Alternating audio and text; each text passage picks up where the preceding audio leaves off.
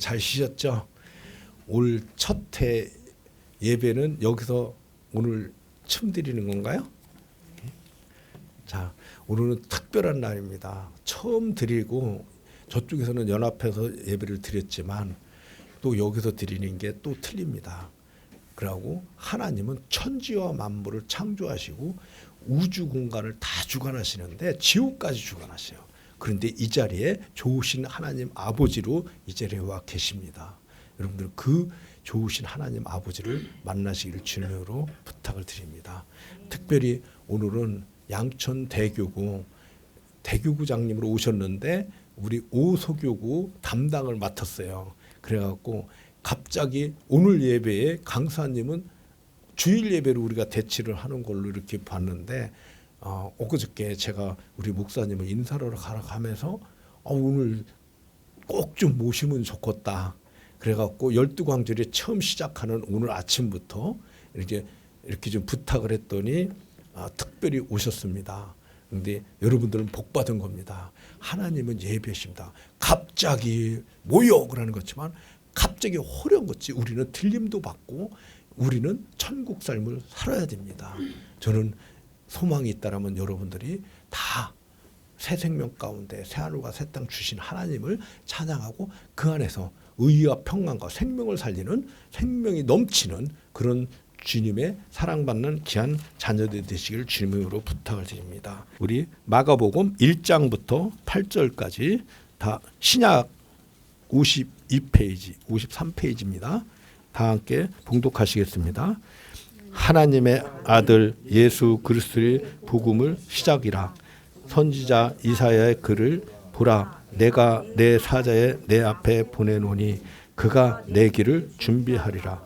광야에 외치는 자의 소리가 있어 이르되 너희는 주의 길을 준비하라. 그의 오실 길을 굳게 하라. 기록된 것과 같이 세례 요한이 광야에 이르러 죄 사함을 받게 하는 회개의 세례를 전파하니 온 유대 지방과 예루살렘의 사람이 다 나아가 자기 죄를 자복하고 요단 강에서 그에게 세례를 받더라. 요한이 낙타털 옷을 입고 허리에 가죽띠를 떼고 메뚜기와 석청을 먹더라. 그가 전파하여 이르되 나보다 능력이 많으신 이가 내 뒤에 오시나니 나는 굽혀 그의 신발끈을 풀기를 감당하지 못하겠노라. 나는 너희에게 물로 세례를 베풀었거니와 나는 너희에게 성령으로 세례를 베푸시니라. 성령으로 세례를 베푸신답니다.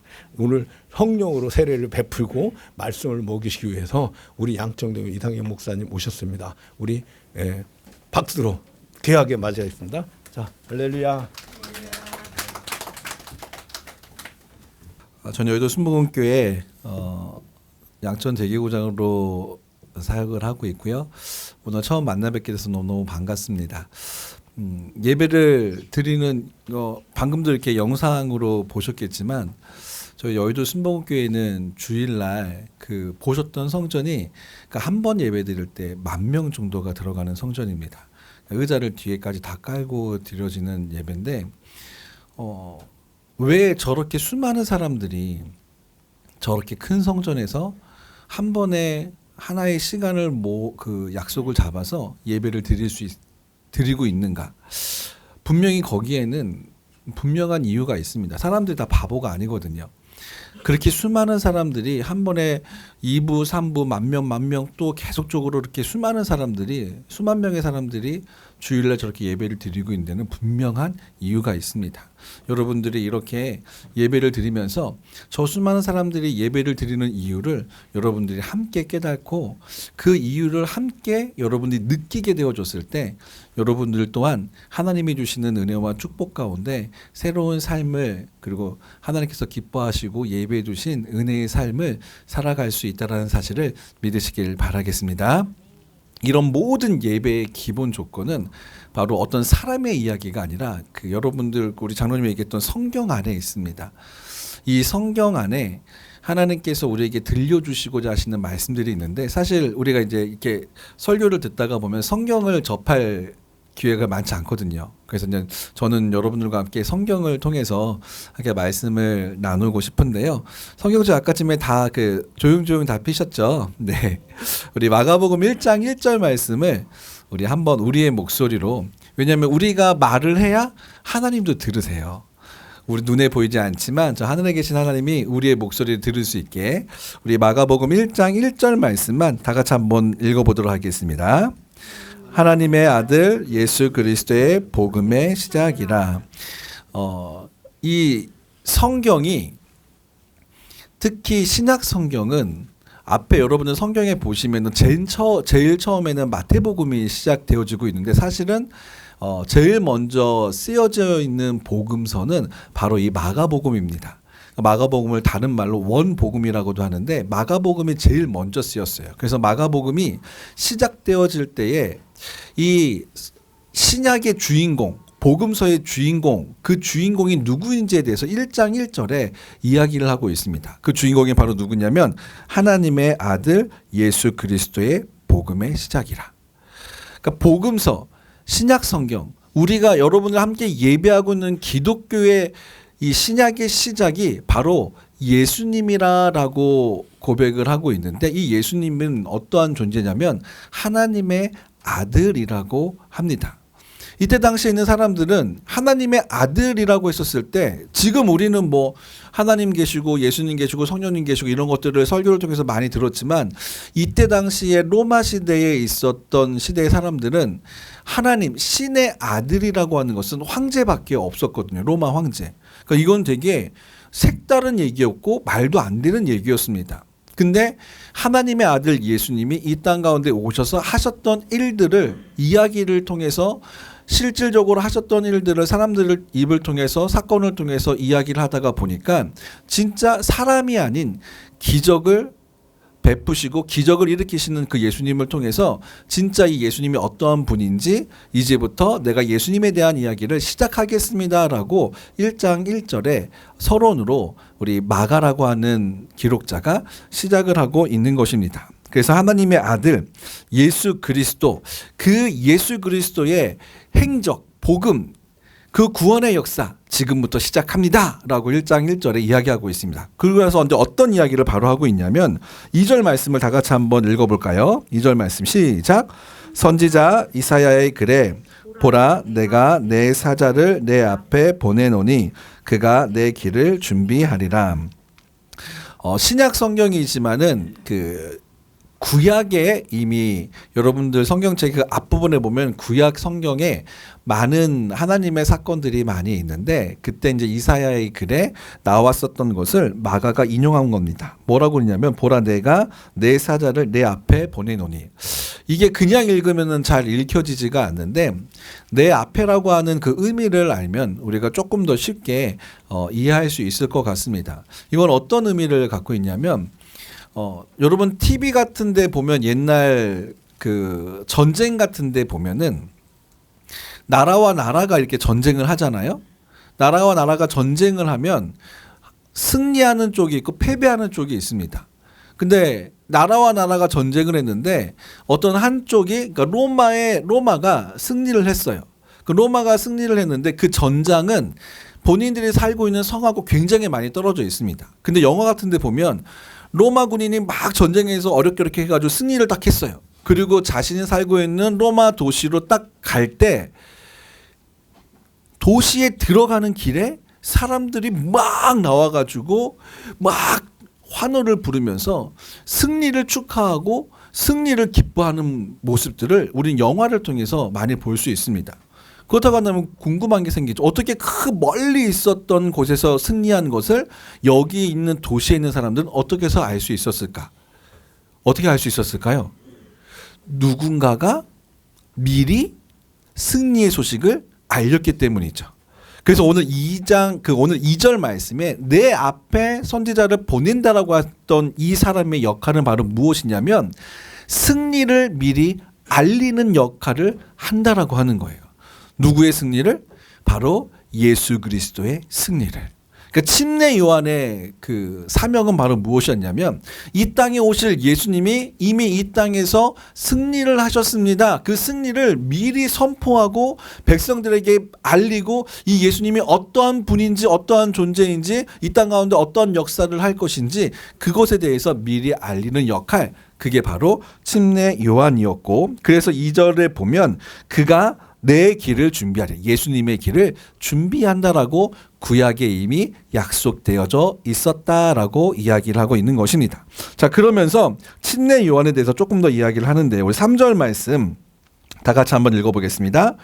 광야에 외치는 자의 소리가 있어 이르되 너희는 주의 길을 준비하라, 그의 오실 길을 곧게 하라, 기록된 것과 같이. 자, 광야에 외치는 자의 소리가 있다라고 하는데 광야라고 하는 것에 우리가 사실 이게 한국, 그러니까 대한민국에 우리가 살고 있지만 이 성경의 배경은 우리가 알고 있는 대한민국이 아니라 저쪽 어느 쪽이냐면 애굽 쪽에 있는, 이집트 쪽에 있는, 그리고 아랍권에 있는 그 서방이거든요. 아랍 쪽이에요. 그러니까는 아랍 쪽은 어느 쪽이냐면 팔레스타인 쪽, 지금 이제 이스라엘 살고 있는 쪽. 그쪽은 그 우리나라처럼 사계절이 있는 나라가 아닙니다. 그러니까 흙이 있고 사막이 있고 건조한. 그러니까 우리가 살고 우리가 알고 있고 우리가 경험하고 있는 배경하고 너무나 다른 곳이죠. 그래서 우리나라에서는 광야라는 곳을 찾아볼 수 없습니다. 한데 광야라고 하는 것을 조금 더 비슷한 의미로 사막이라고 생각하시면 될 것 같아요. 그러니까 사막에는 물도 없고 바위도 없고 그늘도 없고 아무것도 없습니다. 근데 이제 여기는 조금 사막이, 광야가 조금 특이하긴 해요. 그냥 평평한 사막만 있는 것이 아니라 유대산지라 그래서 그냥 큰 바위들만 있는, 큰 산만 있는 그런 광야이기도 합니다. 아무튼 사람이 다니지 않는 그런 광야에서 침례 요한이 본인의 사명을 가지고 이 사역을 시작했다라고 하는 거예요.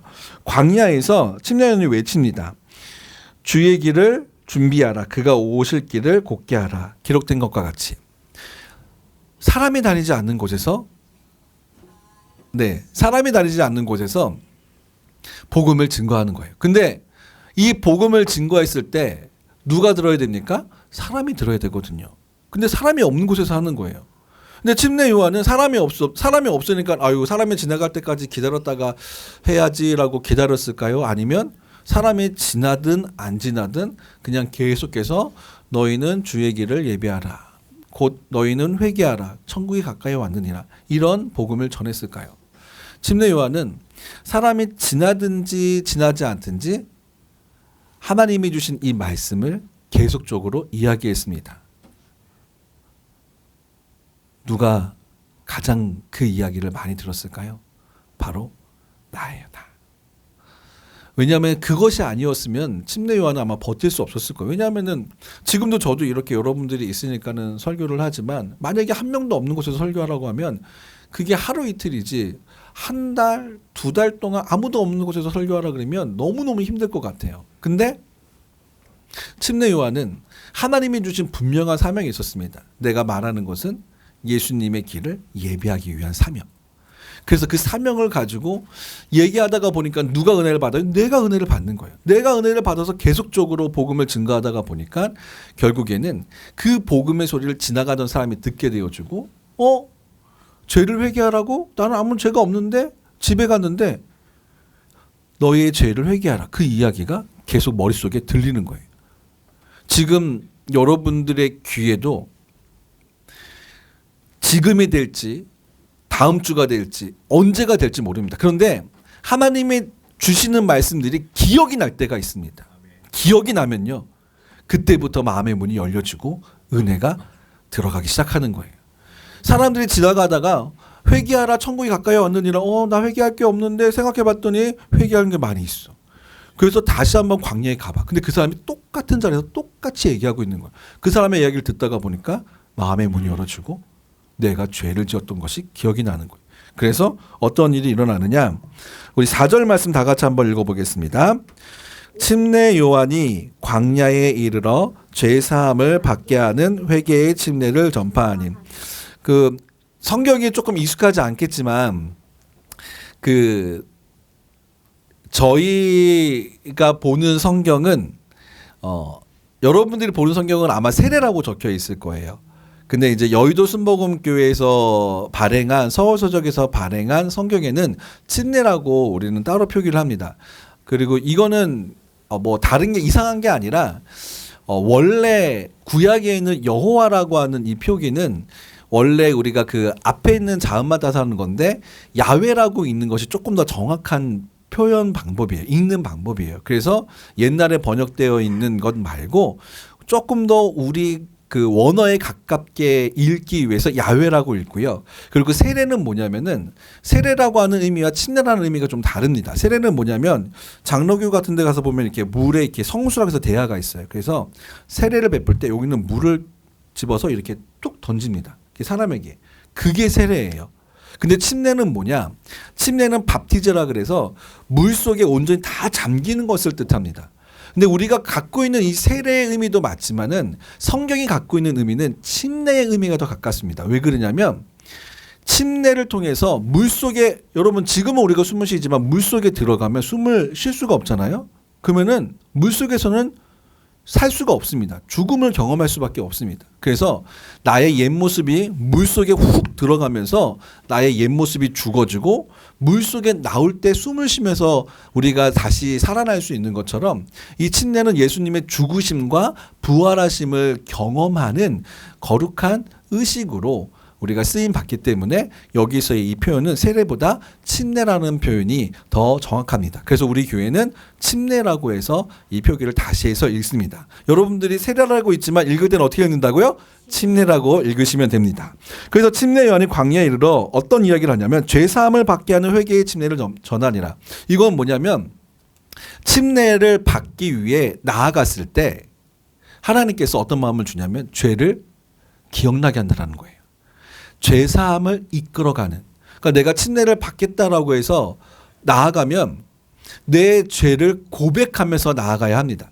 제가 이 직전에는 교회학교라고 하는 곳에서 이제 그 사역을 했었어요. 교회학교에 있는 교장이었는데 여러분 지금 저출생 시대잖아요. 근데 놀랍게도 저희 교회학교에 한 주일에 출석하는 그러니까 예배를 드리러 나오는 아이들이 2,700명입니다. 몇 명이라고요? 2,700명. 많이 나오죠? 저출생에 바글바글합니다. 근데 그 아이들 중에 이제 중학교부터 침례를 받는데 아이들이 침례라는 걸 잘 모르고 와요. 그냥 잘 모르고 오는데 저는 그냥 침례를 주지 않습니다. 이렇게 침례탕에 애들이 이렇게 오면 이름 물어보고 그리고 잠깐 제가 이제 질문을 해요. 너 기도는 해봤니? 그 물어보면 어떤 애는 네 기도는 해봤어요. 기도할 줄 알아요. 그런 애들도 있고 아니요 기도할 줄 몰라요. 그런 친구들도 있고 아이들 그때는 되게 뭐라 그럴까 거짓말하지 않거든요. 순진하거든요. 그래서 물어봅니다. 물어보면 아이들이 대답을 합니다. 그랬을 때 기도를 한 번도 해보지 못했다라고 하는 아이한테는 잠깐 설명을 해요. 우리 죄가 무엇인지 침례가 무엇인지. 그러면 어떤 친구들은 눈물을 흘리는 친구들도 있었어요. 그 짧은 시간에. 그건 어떤 거냐면 하나님께서 그 친구의 마음의 문을 열어줘서 이 침례가 하나님께서 너를 사랑해서 이 자리에 불러서 너에게 침례를 주는 그 마음이 느껴진 아이들이 눈물을 흘리거든요.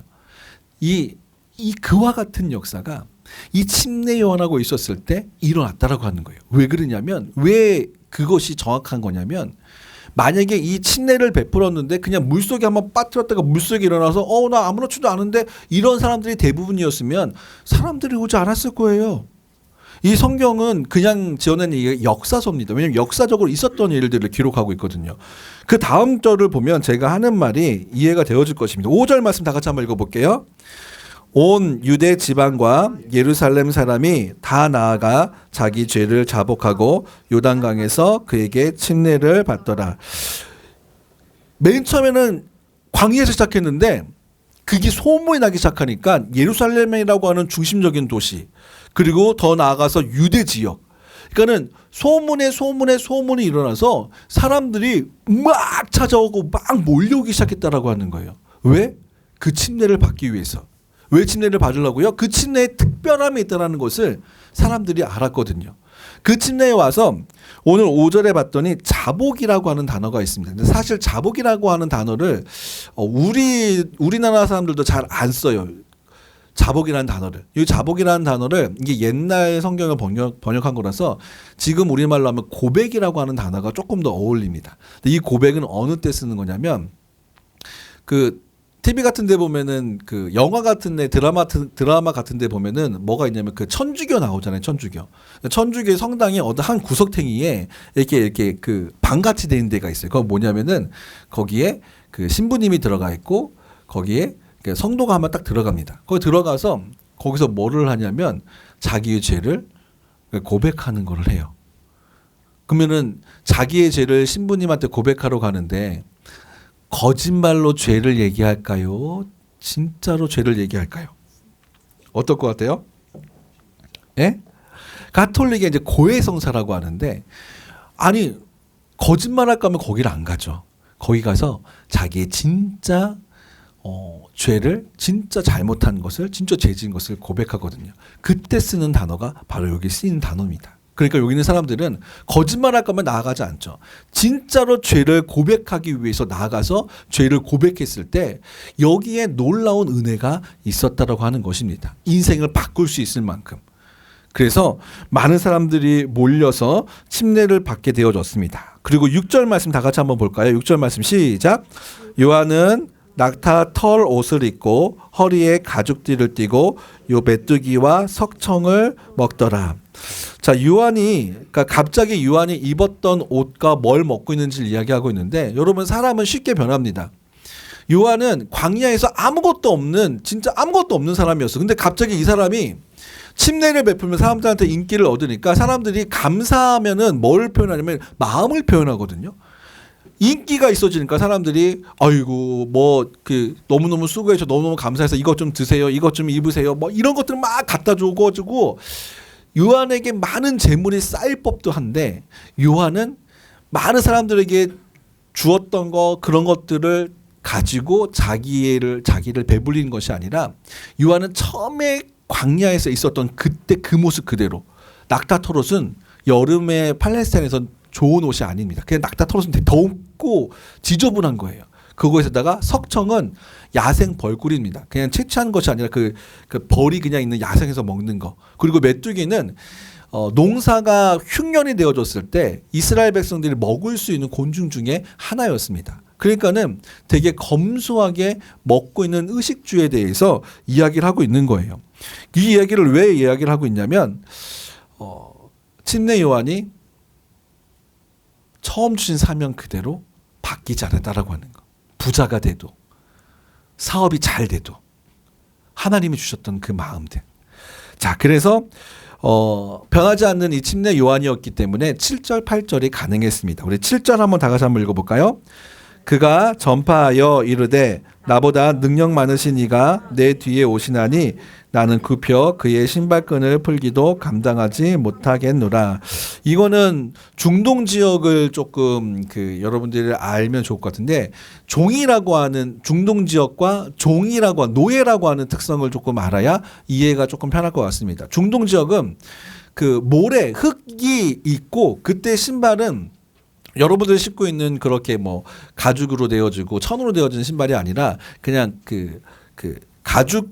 가죽끈에다가 밑에 깔창 하나 둔 그런 신발이었어요. 그러니까 걸어 다니면 항상 흙을 밟고 모래를 밟아요. 근데 남자들은 또 이렇게 또 땀도 좀 나잖아요. 그러니까 이제 모래가 이제 뭐 발에 끼고 그래서 중동 사람에게 있어서 가장 먼저 더러워지는 것이 어디냐면은 발이에요. 근데 노예들이 집에서 있을 때 노예들도 등급이 있습니다. 그러니까 주인의 곁에서 시중 두는 노예는 제일 등급이 높아요. 그리고 식당에서 일하는 뭐 노예도 있고 노예들 중에 가장 천한 노예가 있습니다. 그 천한 노예는 뭐냐면 오는 사람들의 발을 씻기는 노예가 가장 천한 노예예요. 근데 이 침례요한이 뭐라 그러냐면 나는 종들 중에 노예 중에 가장 천한 일을 하는 이 노예가 하는 일조차, 내가 신발끈을 푸는 것조차 내가 할 수 없을 만큼 존귀한 분이 바로 예수님이다라고 얘기를 하는 겁니다. 침례요한은 지금 인기도 있어요. 사람들한테 인정도 많이 받았어요. 사람들이 얼마나 선지자님 이렇게 해서 얼마나 치켜 세워줬겠어요. 그럼에도 불구하고 침례요한은 처음에 하나님이 주셨던 거, 예수님의 길을 예비하는 그 역할, 바뀌지 않았다라고 하는 거예요. 만약에 이 침례요한이 마음이 바뀌었다고 한다면 먹는 것도 바뀌었고 사는 것도 바뀌었을 거예요.